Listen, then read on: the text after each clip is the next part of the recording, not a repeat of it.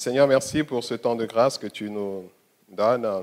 Nous te prions de nous visiter, Seigneur, encore par ta parole et de nous faire du bien, Seigneur. Merci de nous encourager, Seigneur, aussi, dans l'écoute, Seigneur, de ta parole, Seigneur, aussi. Et merci de faire et d'accomplir dans nos vies tes projets, Seigneur, que tu as dit, Seigneur, accomplir dans nos vies des projets de paix et non de malheur, Seigneur. Ouvre nos entendements et que cette parole nous fasse du bien, Seigneur. Au nom de Jésus. Amen. Amen, amen. Alors donc, aujourd'hui, on va continuer dans ce qu'on avait commencé le dimanche dernier, et comme je vous ai dit. Et le titre de l'enseignement de ce matin, c'est « Utiliser toutes les armes de Dieu ». Donc, c'est très bien de se faire, de revertir, de prendre toutes les armes de Dieu. Mais maintenant, l'important, et ce que Dieu veut, c'est que nous les utilisons toutes. Et c'est au travers de cette connaissance, de cette utilisation, de cette mise en pratique de la parole, que la libération, la victoire arrive. Donc, dans 2 Corinthiens 10, le verset 3 au verset 5, c'est l'apôtre qui écrit « Si nous marchons dans la chair, nous ne combattons pas selon la chair, car les armes avec lesquelles nous combattons ne sont pas charnelles, mais elles sont puissantes par la vertu de Dieu pour renverser des forteresses. Nous renversons des raisonnements et toute hauteur qui se lève contre la connaissance de Dieu et nous amenons toute pensée captive à l'obéissance de Dieu. » Amen. Donc ça, c'est la puissance dans la démonstration des armes de Dieu, les armes que Dieu nous a données. Et l'apôtre Paul nous dit ici que ce ne sont pas des armes charnelles, mais ce sont des armes puissantes par la vertu de Dieu. Pour faire quoi? Pour renverser des forteresses. Pas des forteresses physiques, mais des forteresses de pensée, des forteresses de maladie, des forteresses d'oppression spirituelle, des forteresses de séduction, des forteresses d'égarement, des forteresses de fausses doctrines, de faux enseignements, pour renverser ces forteresses qui constituent en fait les armes, qui constituent les attaques, qui constituent les traits enflammés du diable contre nous. Et ces armes, nous les avons pour renverser ces forteresses. Donc vous voyez que c'est très important. Nous aurons à faire face à ces forteresses tous les jours de notre vie. Et nous devons savoir les renverser. Et dans le premier message, je vous ai parlé des différents niveaux d'autorité. Et dans Éphésiens, on va juste reprendre ce passage, ce verset dans Éphésiens 6, le verset 11. On dit « C'est pourquoi prenez toutes les armes de Dieu afin de pouvoir résister dans le mauvais jour et tenir ferme après avoir tout surmonté. » Le verset 12. « Car nous n'avons pas à lutter contre la chair et le sang, mais contre les dominations, contre les autorités, contre les princes de ce monde de ténèbres, contre les esprits méchants dans les lieux célestes. » Et là, je vous ai parlé, je vous ai décrit ce que c'est que ces esprits méchants, que ce sont des esprits démoniaques qui ont pour activité de faire souffrir l'homme et d'éloigner l'homme de Dieu. Et je vous ai décrit certaines de leurs activités qu'ils exercent dans la vie, ou bien contre la vie du chrétien. Et aussi, je vais juste rajouter quelques-unes de ces activités, ou bien de qui ils sont vraiment. Donc, ce sont en fait des esprits qui sont des agents du mal, comme je l'ai dit.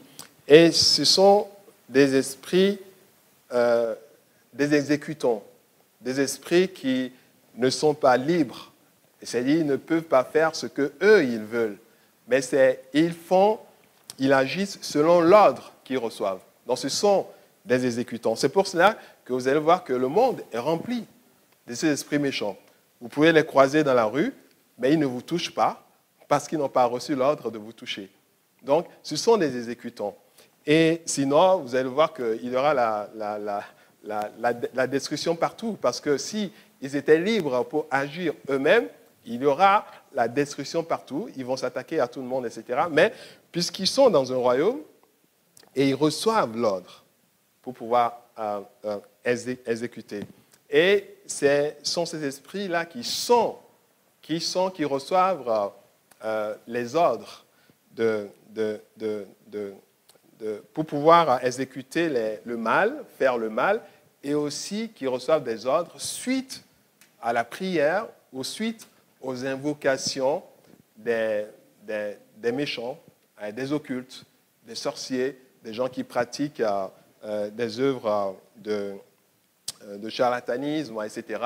Donc, quand eux, ils font leur prière, quand ils font leur pratique, ces esprits reçoivent l'ordre pour pouvoir aller exécuter ce qu'ils demandent. Et nous devons savoir cela. Et dans le monde spirituel, ceux qui sont très dangereux, ce sont ces adeptes, ceux-là qui pratiquent ces œuvres. Ce sont ces occultes, ce sont ces sorciers. Parce que les gens, les autorités, les dominations, ils ont des règles, ils ont des principes. Ils savent que celui-là, c'est un loin de Dieu, ils ne peuvent pas le toucher. Ils le savent, ils respectent les choses. C'est pour cela que vous allez voir que dans la Bible, on dit que même par rapport aux anges, quand ils devaient lutter, ils étaient en lutte pour récupérer le corps de Moïse, la Bible nous dit qu'ils n'ont même pas, ces anges de Dieu, ils n'ont pas porté à insulter le diable. Donc, ce qui veut dire qu'ils respectent, ils savent ce qui se passe. Mais par contre, dans notre monde physique, on s'en fout, ces occultes, ils s'en fichent de ce que tu es. Et ils pratiquent. Et parce qu'ils savent, ils font ces pratiques-là. Et quand ils font ces pratiques, ils reçoivent la réponse de la part de leur chef, qui est le diable, pour pouvoir détruire. C'est pourquoi vous verrez que juste certaines personnes, suite à de la jalousie ou à de l'envie, s'ils ont accès à ces pratiques, ils peuvent détruire les autres.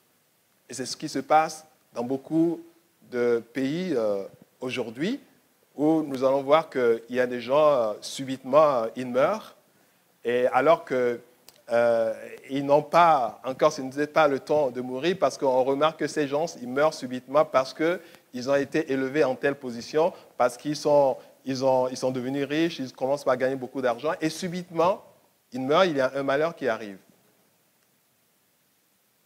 Au départ, les gens peuvent comprendre que ça, ce sont les œuvres du diable. Mais avec le développement de la médecine, les gens commencent aussi par banaliser cela, par dire « Ah oui, mais quel que soit le cas, ce sont la mort naturelle, etc. » Mais en réalité, comment ces esprits méchants détruisent la vie des gens? Ils ne vont pas pour étouffer les gens. Ils provoquent des maladies. Ils provoquent l'arrêt cardiaque. Ils provoquent tout ce qui peut amener la personne à perdre la vie. C'est ça. Parce qu'ils ont le pouvoir, ils ont la capacité de le faire. Donc, c'est pourquoi c'est très important et de savoir que nous sommes dans un environnement où nous avons besoin de prendre les armes de Dieu, toutes les armes de Dieu, pour pouvoir contrer contre les ruses et éteindre les traits enflammés de l'ennemi. Nous avons besoin d'avoir ces connaissances. Même si, au jour d'aujourd'hui, nous sommes sur un continent où l'accès n'est pas librement, on n'a pas accès librement à cela. Mais nous devons avoir la connaissance de ça pour que si nous rencontrons des gens qui sont en train de faire face à de telles situations, que nous ne donnons pas tout de suite une conclusion hâtive pour dire « mais tiens, ce sont des gens qui délirent ». Non, il n'y a pas de délire dedans. C'est la réalité. On est dans un monde, il y a deux mondes, le monde spirituel et le monde physique. Que tu le crois ou pas, ça existe. Ça ne change rien. Ce n'est pas ta foi ou ton doute qui change quelque chose. Si tu y crois, tu peux te préparer à ça. Si tu ne crois pas, tu vas subir. Parce que c'est la réalité des choses. Donc, la Bible nous dit de prendre toutes les armes de Dieu pour pouvoir résister, tenir ferme contre toutes ces attaques de l'ennemi. Et comme je l'avais dit aussi, il y a certains de ces esprits qui peuvent se présenter comme étant des esprits de bien. Et effectivement, il y a certaines personnes qui peuvent aller chez des charlatans, chez des sorciers pour dire qu'ils cherchent la protection. Et puis exactement, ils peuvent leur faire quelque chose sous forme de protection. Mais dans le monde, dans le royaume du diable, comment ça se passe? Et ce sont des protections que je dirais à géométrie variable.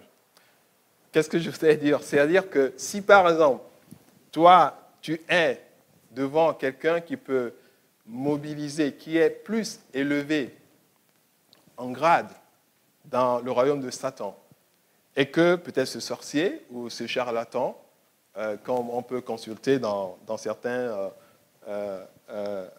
appartements aujourd'hui où on voit les trucs, le voyant, le sorcier, son numéro s'affiche, et puis il faut aller faire des pratiques donc pour chercher la protection. Alors, tu peux aller chez cette personne, tu fais ta protection, mais quand il y aura un autre puissant que celui que tu as vu, donc lui, malgré ta protection, il peut te détruire parce qu'il est au-dessus de la personne qui t'a fait ta protection. Donc c'est selon le grade, c'est selon le niveau spirituel de la personne dans le monde de Satan, dans le royaume de Satan. Et cela n'est pas étonnant de voir certaines personnes que plus ils cherchent une grande protection, plus ils avancent avec le diable. Donc, parce que plus ils vont loin, plus la protection serait plus grande. Et ceux-là, ils se sentent invincibles parce qu'ils sont encore un peu plus proches du diable. Ils ont encore plus de puissance venant de la part du diable. Et c'est comme ça parce qu'ils se détruisent entre eux. Mais la bonne nouvelle avec Dieu, c'est que notre puissance est au-dessus de toutes ces puissances. On n'a pas besoin d'aller chercher, on n'a pas besoin d'avoir peur, d'avoir crainte de ces personnes. Mais la connaissance est très importante. Vous voyez, il y a certaines personnes, quand on parle des choses comme ça, ils peuvent avoir peur, mais ce sont des peurs inutiles. Parce que c'est comme, il y a certaines personnes qui disent, je ne parle pas de la mort. Hein, Non, aujourd'hui, on voit que même quand tu arrives à un certain âge, il faut préparer ta mort. Quel que soit le cas, tu y passeras. OK? Tu ne vivras pas éternellement, tu y passeras. Donc, c'est pour cela qu'il faut être éclairé. C'est souvent l'œuvre du diable pour dire, mais tiens, ça, on ne parle pas de ça parce que ça va faire peur. Et puis, là, on est dans l'ignorance. Non, il faut sortir de l'ignorance. Il faut savoir comment le monde fonctionne. Si on ne sait pas comment fonctionne le monde, on ne saura jamais faire face à ça. Tu rentres dans un pays, tu ne sais pas comment fonctionne le pays, tu vas être là, tu vas être bouffé, détruit par le pays. Tu vas être détruit par le milieu dans lequel tu rentres. Il faut savoir comment fonctionne le milieu dans lequel tu es. C'est très important. Donc, c'est pour cela que certaines personnes qui se disent « Ah, mais ces trucs de démons, etc., ce sont des histoires. » Moi, je les crains parce qu'ils ne savent pas. Ils ne savent pas la réalité du monde spirituel. Ils ne savent pas ce à quoi ils vont faire face demain. Aujourd'hui, quand nous allons dans certains pays, il y a des gens qui parlent plus de ça parce qu'ils font face à ça tous les jours. c'est dans le coin de la rue. Ils font face tous les jours. Donc, ils connaissent la réalité de ce qui se dit.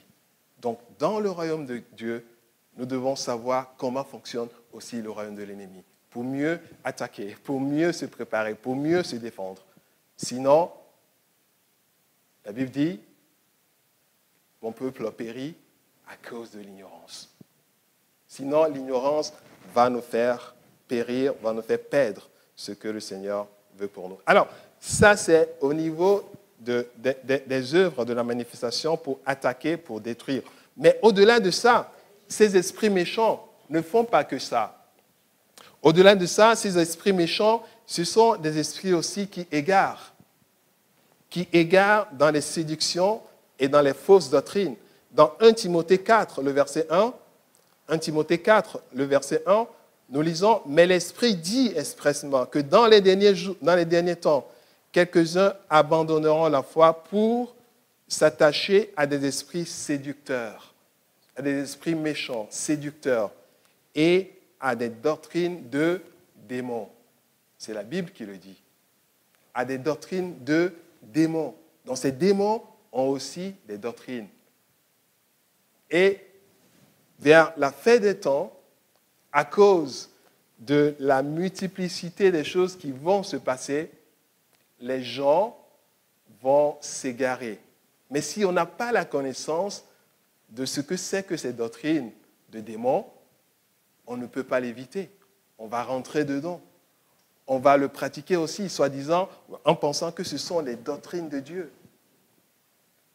Donc, on a besoin de savoir que ces esprits méchants sont là pour nous égarer aussi de Dieu, par des séductions, qui poussent des gens, qui poussent des personnes à nous séduire, qui poussent des gens, qui poussent des personnes à venir vers nous avec des fausses doctrines, et pour seul objectif de nous éloigner de Dieu. Ces esprits méchants sont là pour nous égarer de la vérité de la parole. Et ils amènent pas la vérité de la parole de Dieu, mais ils amènent des contre-vérités. Et c'est ce que Satan a fait quand il avait vu dans le jardin d'Éden, quand il a rencontré Ève, il lui a dit, est-ce que Dieu a vraiment dit ça? Est-ce que Dieu a vraiment dit ça? Donc il a apporté la contre-vérité pour mettre en doute ce que Dieu a dit de faire. Il insinue, il met dans nos cœurs des pensées d'égarement, des doutes.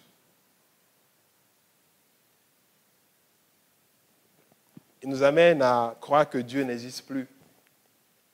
Il nous amène à croire que la parole de Dieu, ce sont des hommes qui l'ont écrit. Effectivement, ce sont des hommes qui ont écrit.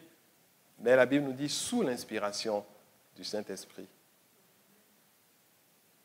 La parole de Dieu n'a pas apparu d'un seul coup comme ça sur des tables et puis les gens... Non, ce sont des hommes qui l'ont écrit, mais sous l'inspiration du Saint-Esprit. Alors, n'ignorons pas les ruses du diable et prenons toutes les armes de Dieu. Et maintenant, ces armes, comment nous devons les utiliser?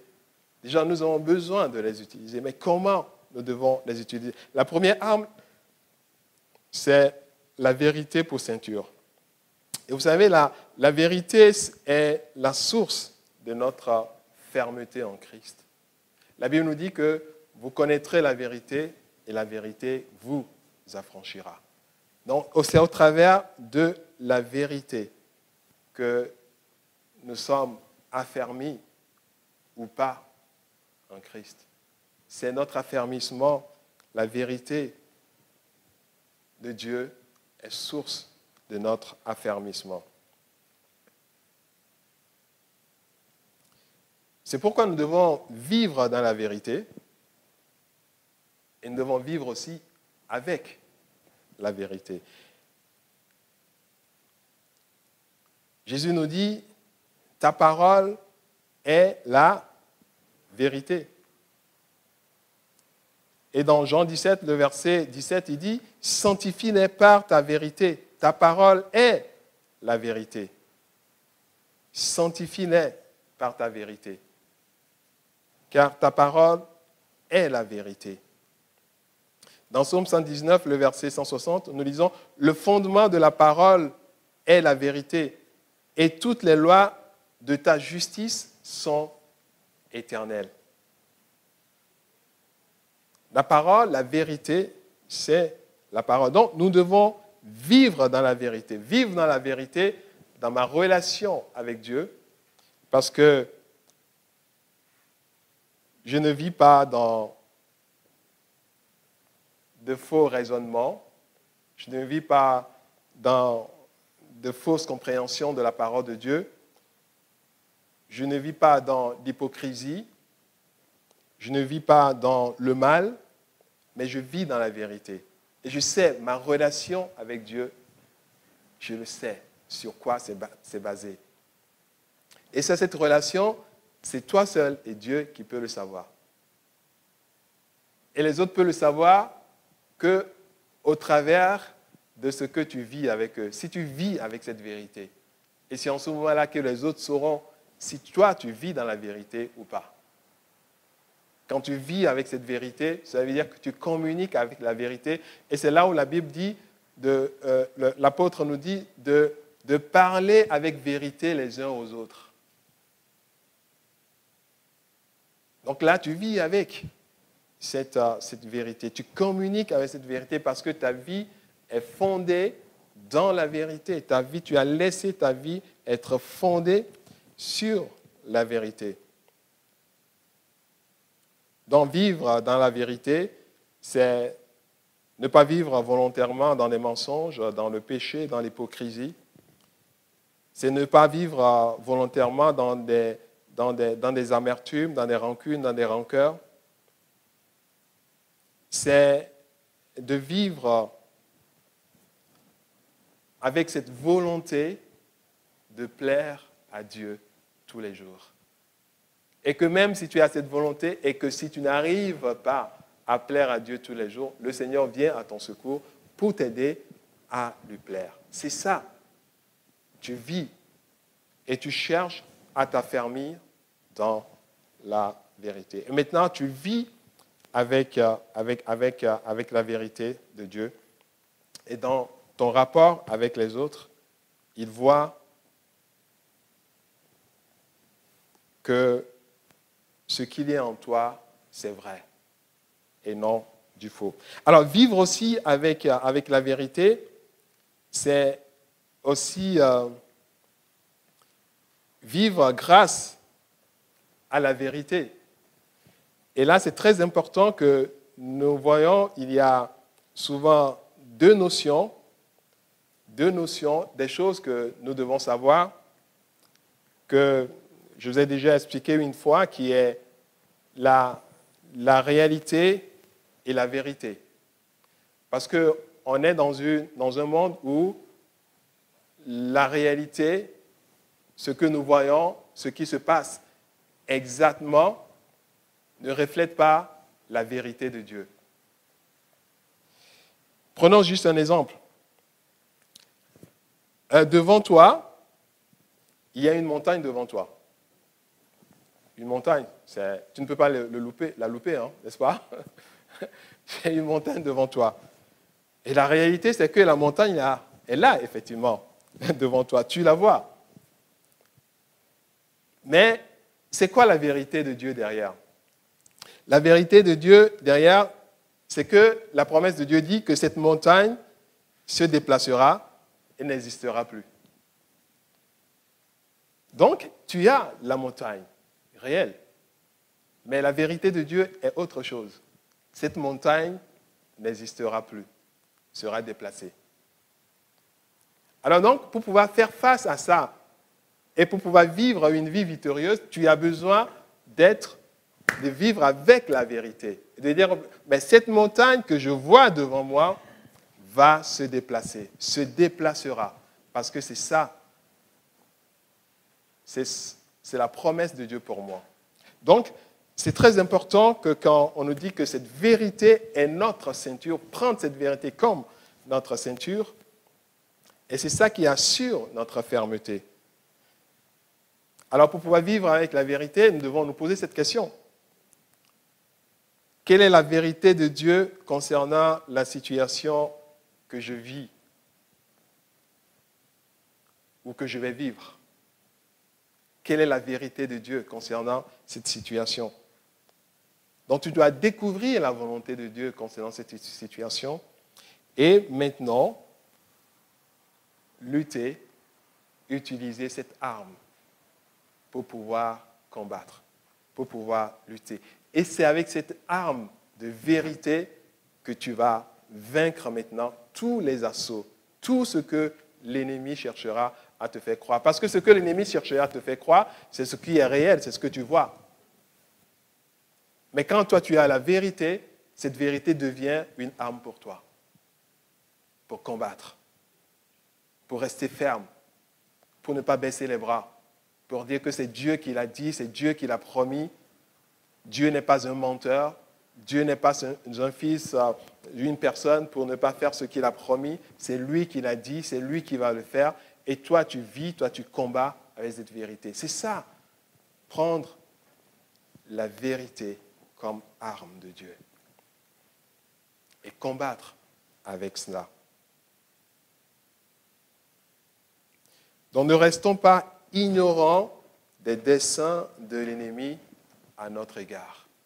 La Bible nous dit que tout ce qui est droit soit l'objet de vos pensées. Donc je dois chercher à ce que tout ce qui est droit soit l'objet de mes pensées. Et marcher dans la droiture de Dieu, marcher dans la justice de Dieu, marcher dans ce qui est juste, marcher dans la justification que Dieu m'a donnée. Dieu m'a pardonné, Dieu m'a justifié. Et je n'ai plus besoin de laisser mon passé de pécheur me détruire. Parce que Dieu m'a justifié. Je dois utiliser cette justice de Dieu, cette justification de Dieu dans ma vie. L'évangile de paix comme chaussure. L'évangile de paix comme chaussure. Vous savez, quand on se pose vraiment la question, mais comment utiliser l'évangile de paix comme arme? Et là, Dieu nous l'a donné, vous savez pourquoi? Pour faire reculer le royaume du diable. Au travers de l'évangile de paix que nous allons porter comme chaussure, et comme la Bible dit dans Romains, voici qu'il est beau, le pied de ceux qui annoncent la bonne nouvelle, qu'il est beau. Alors, nous allons faire reculer le royaume du diable. Nous allons faire reculer les œuvres du diable. Nous allons amener les gens dans les projets de Dieu. La personne qui souffre à côté, la personne qui est sous l'emprise du diable, la personne qui est oppressée, la personne qui veut être détruite par l'ennemi, par le diable, par les sorciers. Ces personnes, quand nous lui apportons l'évangile de paix et que cette personne reçoit cet évangile de paix, qu'est-ce que la Bible nous dit? Cette personne est affranchie, est libre de l'emprise du diable. Donc nous faisons reculer le royaume du diable et nous apportons la solution, nous apportons la délivrance. Et c'est ce que Jésus-Christ est venu faire. Il a dit que Dieu m'a envoyé pour annoncer la bonne nouvelle aux pauvres, pour proclamer des années de jubilé, pour dire à tous ceux qui sont tristes qu'il y a la joie et la paix en Christ, pour amener la guérison, pour rendre libres les captifs, ceux qui sont sous l'oppression, et qui vivent dans l'oppression.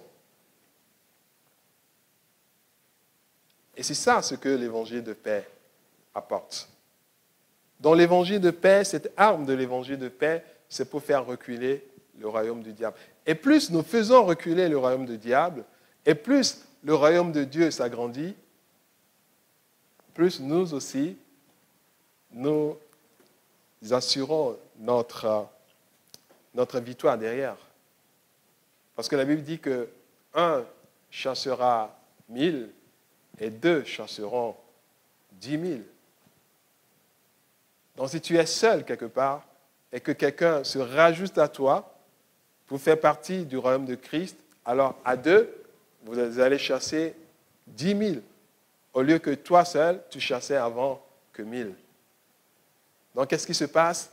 Le royaume de l'ennemi perd la guerre, perd des combats. Et nous faisons avancer le royaume de Dieu. Alors, la foi comme bouclier. La foi comme bouclier. Vous allez voir dans Hébreux, où la Bible nous parle de tout ce que les gens ont pu avoir au travers de la foi. Et vous allez voir tous ces résultats qu'ils ont pu avoir dans Hébreux 11, qui nous parle de la foi. Toutes ces guerres, toutes ces victoires que nos prédécesseurs, même à commencer par Abraham, ont pu avoir. Donc c'est ça la foi, ce que nous procure la foi. La foi nous amène à recevoir,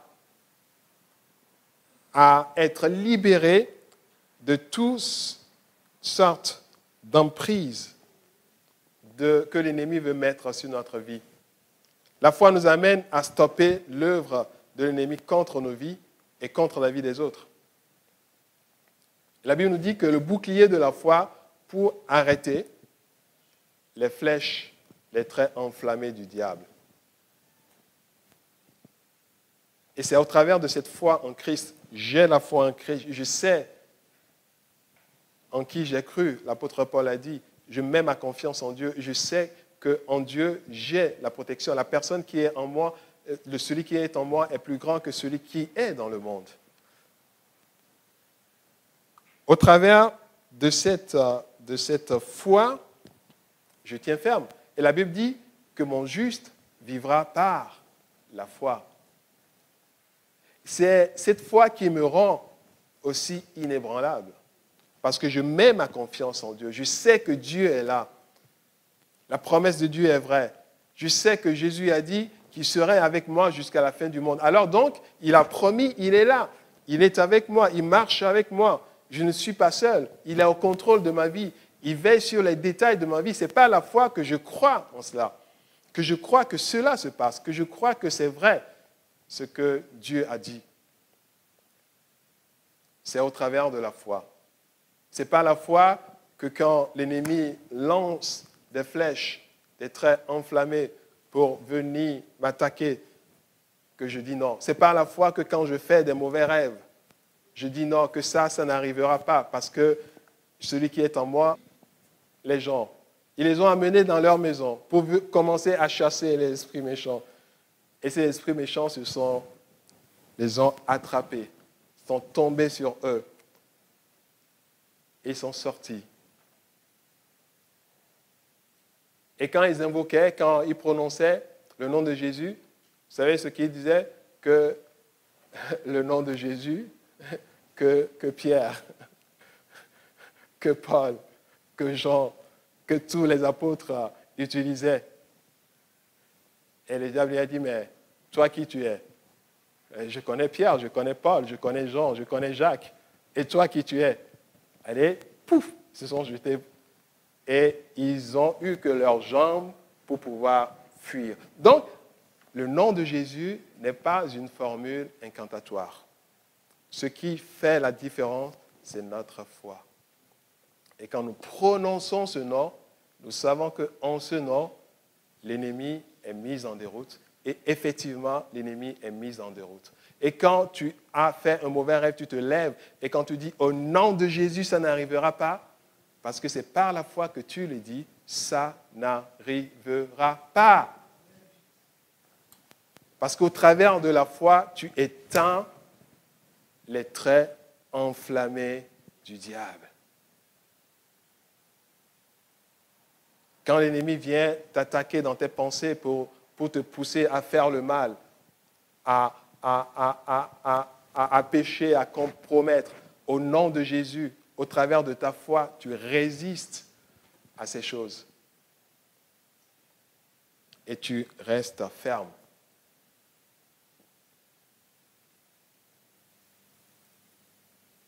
Le salut comme casque. Au travers de ce salut, nous avons notre fermeté aussi. Et la Bible nous dit, au travers, vous savez, du manque de l'assurance du salut, ce que l'ennemi rend souvent le chrétien instable. À un moment donné, quand il fait face à des choses, au combat, il se dit, mais tiens, est-ce que je suis réellement chrétien? Est-ce que je suis réellement enfant de Dieu? Il met le doute. Et quand on a ce doute, c'est comme nos pensées sont ouvertes. Notre esprit est ouvert et l'ennemi viendra rajouter les choses, mettre des choses, nous attaquer au travers de nos pensées. Donc c'est pour cela que nous devons protéger nos pensées par l'assurance du salut, que je suis enfant de Dieu. Et quand l'ennemi viendra nous attaquer, nous dire, nous faire croire que nous ne le sommes pas, tu dois lui dire, non, je le suis. Parce que Jésus m'a dit que celui qui vient à moi, je ne le mettrai pas dehors. Et que je suis venu à Jésus. Je me suis repenti de mes péchés. Je me suis détourné de mes péchés. Et j'ai commencé à marcher avec Jésus. Bien sûr que je ne suis pas encore parfait, mais la force de l'Éternel est avec moi tous les jours. Et ce qui est très important, c'est que je ne vis pas dans le mal, mais je cherche toujours à vivre avec Dieu et à sortir du mal tous les jours de ma vie. Et ça, tu reçois l'assurance de Dieu en toi. La parole de Dieu comme l'épée. Dans Hébreux 4, le verset 14, le verset 12 et 13, Hébreux 4, le verset 12 et 13, car la parole de Dieu est vivante et efficace, plus tranchante qu'une épée quelconque à deux tranchants, pénétrante jusqu'à partager âme et esprit, jointure et moelle. Elle juge les sentiments et les pensées du cœur. Nulle créature n'est cachée devant lui, mais tout est nu et à découvert aux yeux de celui à qui nous devons rendre compte. La parole de Dieu, c'est ça, cette œuvre, c'est ça ce que la parole de Dieu fait dans nos vies. Et c'est cette parole, dans un premier temps, qui nous amène à être encore plus agréable au Seigneur, à être proche du Seigneur, à être encore plus proche de Dieu, à avoir la connaissance de la vérité. C'est au travers de la parole de Dieu que notre ignorance quitte et que la connaissance arrive. C'est au travers de la parole de Dieu que nos vies changent. Donc c'est pour cela que la personne si nous voudrions que notre vie change, nous avons besoin de nous approcher encore plus de la parole de Dieu. Et plus notre vie change et est à l'image de Dieu, plus aussi notre autorité avec Dieu aussi change. Donc cela ne veut pas dire que nous n'avons pas d'autorité. Oui, nous avons tous une autorité, mais selon le degré aussi de notre communion avec Dieu dépendra aussi du degré de notre autorité sur les œuvres de l'ennemi. Donc, c'est ce que la parole de Dieu nous assure. La parole de Dieu nous ramène dans la connaissance de la vérité, de la parole, de la promesse de Dieu. Ce que Dieu t'a promis, ce qui se passe dans ta vie, qu'est-ce que Dieu a dit, ce que tu traverses, qu'est-ce que Dieu a dit concernant cela. C'est la parole de Dieu qui te fait sortir à cette vérité. C'est la parole de Dieu qui te dit que celui qui est en toi, possédons la parole et marchons avec la parole. Et la dernière arme, c'est la prière par l'Esprit et selon l'Esprit. Et ici, c'est très important, vous allez voir que quand les disciples étaient allés pour prier pour des gens, pour que les gens soient libérés des esprits méchants, ils ont prié pendant tout un long moment et les démons ne sortaient pas. Et puis après, Jésus, il est venu, il a dit un seul mot, et puis les gens qui étaient possédés étaient complètement libérés. Et après, quand ils étaient en pause, ils ont posé la question à Jésus, mais pourquoi ces démons ne sont pas sortis? Et là, Jésus a dit, ah oui, vous avez fait, mais ce type de démons ne sortent que par le jeûne et la prière. Donc, il faut rajouter aussi au jeûne et la prière. Donc, c'est très important de voir ici que l'apôtre Paul recommande la prière. Et cette prière dans tous ses aspects. La prière par l'Esprit, la prière selon l'Esprit et la prière aussi rajoutée avec du jeûne aussi. Et il a dit de faire toutes sortes de prières et de prier pour soi, de prier pour les autres et de prier pour les ministres de Dieu aussi. Donc, les armes avec lesquelles nous combattons ne sont pas charnelles. Elles sont puissantes pour renverser des forteresses, pour renverser des hauteurs qui se lèvent contre la connaissance de Dieu. Et ces hauteurs qui se lèvent contre la connaissance de Dieu, pas simplement dans la vie des autres, mais dans notre propre vie déjà. Parce que tous les jours, il y aura des hauteurs qui vont se lever contre la connaissance de Dieu. Dieu a-t-il vraiment dit? Est-ce que tu crois vraiment que ceci peut arriver? Est-ce que tu crois que Dieu peut faire exactement ça dans ta vie? Est-ce que tu crois que Dieu t'aime réellement? Est-ce que tu crois? Est-ce que tu penses? Est-ce que tu crois que celui-là qui se dit chrétien t'aime réellement? Est-ce que tu ne penses pas qu'il a quelque chose contre toi? Est-ce que...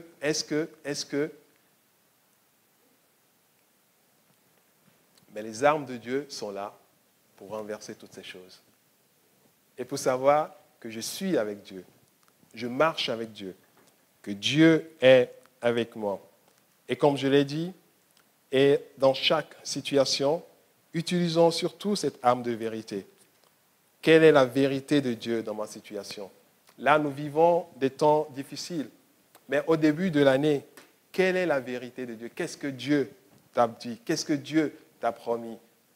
Avant que cette épidémie n'arrive. Je suis sûr que si cette épidémie, bien que ça a été déclenché en décembre, et que si tout le monde le connaissait en décembre, en début d'année, les gens allaient recevoir, certainement, n'allaient pas croire aux promesses peut-être que Dieu leur aurait données.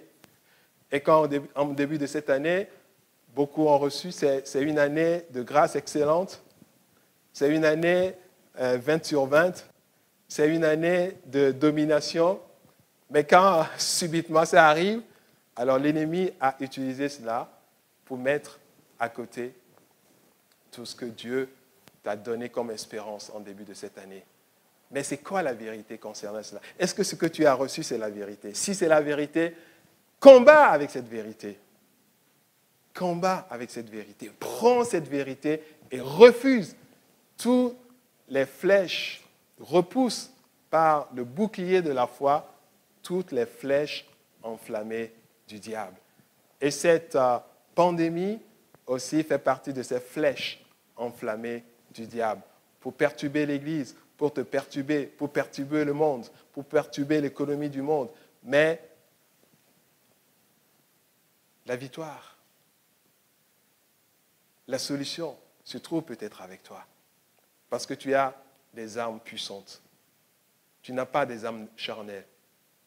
Tu as des armes spirituelles pour combattre, pour changer les choses, pour renverser les choses. Donc c'est pour cela qu'en tant que chrétiens, en tant que corps de Christ, nous avons notre rôle à jouer. Nous avons notre place dans ce qui se passe actuellement dans le monde et dans notre propre vie. Nous ne devons pas laisser l'ennemi nous enlever l'espérance que Dieu nous a donnée pour cette année. Il a dit que le projet que j'ai pour toi, c'est un projet de paix et non de malheur, afin de te donner de l'espérance et de l'avenir. Cette espérance, ce projet de Dieu pour toi ne change pas. Et c'est la vérité. Et nous devons utiliser cette arme de vérité, l'arme spirituelle de Dieu, cette arme de vérité que Dieu nous donne pendant ce temps particulier. Tu dois l'utiliser. Prendre cette arme de vérité. Cherche la vérité de Dieu concernant ces choses et utilise cette arme jusqu'à l'accomplissement de la victoire, jusqu'à ce que tu vois la victoire de Dieu se manifester dans ta vie. Au nom de Jésus. Amen. Nous allons nous lever, nous allons prier.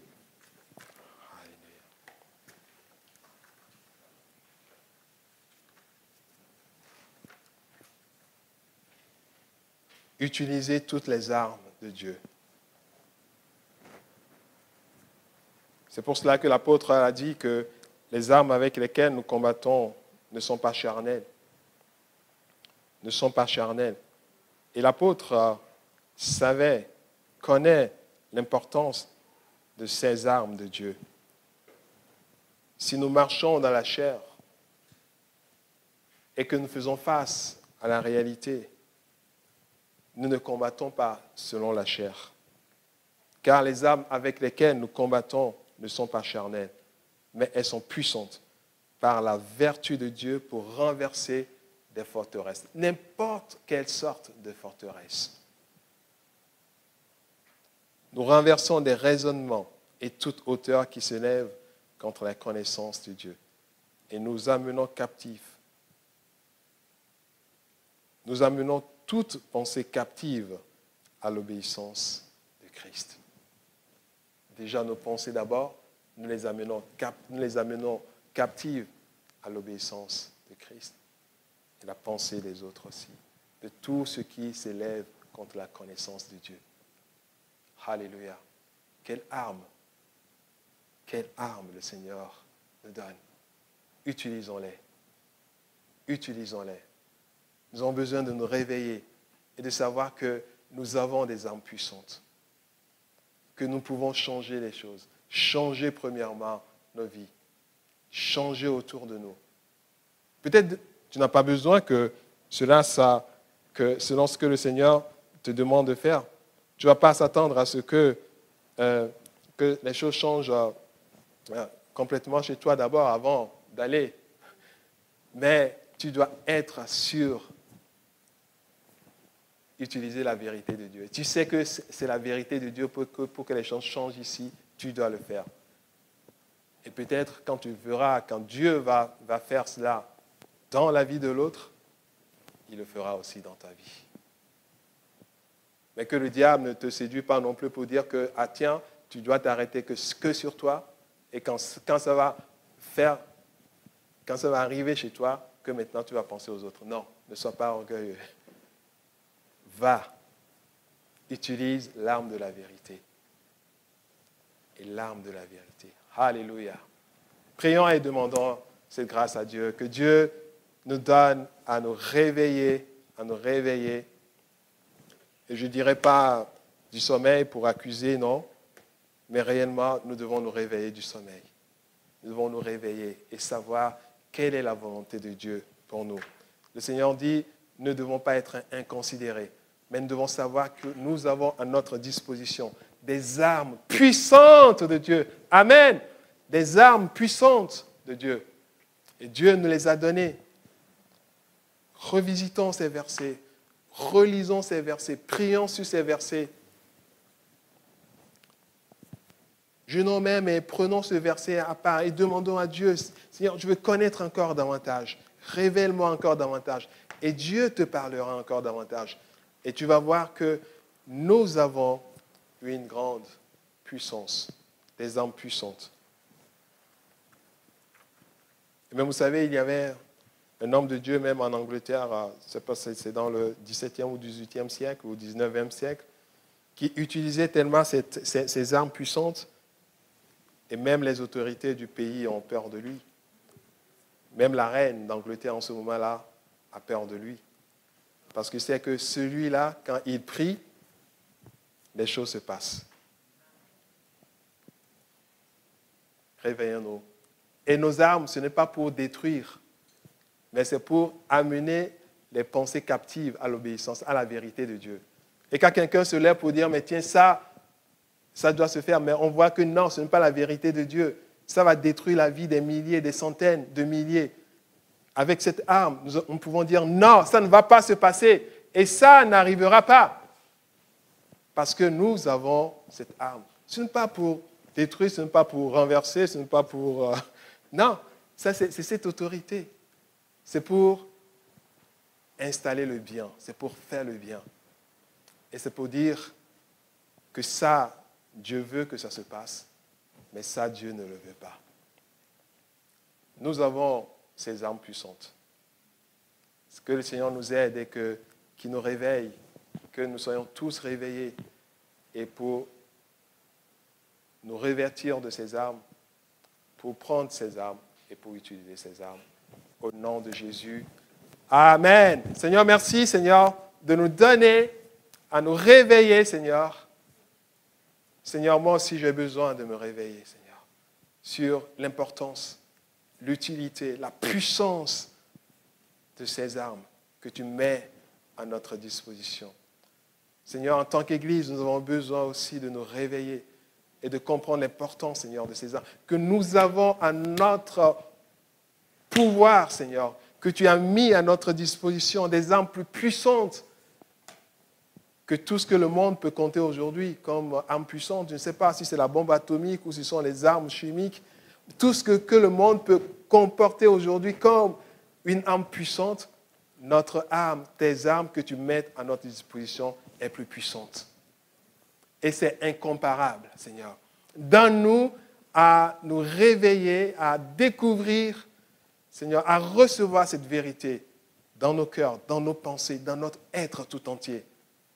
Pour que nous vivions au nom de Jésus. Et je prie, Seigneur, que tu libères, Seigneur, ton pouvoir, Seigneur, de guérison dans le corps de chacun, de chacune, au nom de Jésus. Et qu'il y ait, Seigneur, ta guérison, Seigneur, maintenant. Et que l'insomnie quitte, que les soucis, Seigneur, que Seigneur, cette lourdeur dans la tête, Seigneur, cette oppression sur la tête, Seigneur, quitte au nom de Jésus. Et que chacun, Seigneur, soit libéré, guéri dans son corps, dans son esprit et dans son âme. Merci, Père, parce que tu le fais maintenant, pour la seule gloire de ton nom. Reçois ta guérison maintenant. Reçois ta restauration maintenant. Au nom de Jésus. Amen.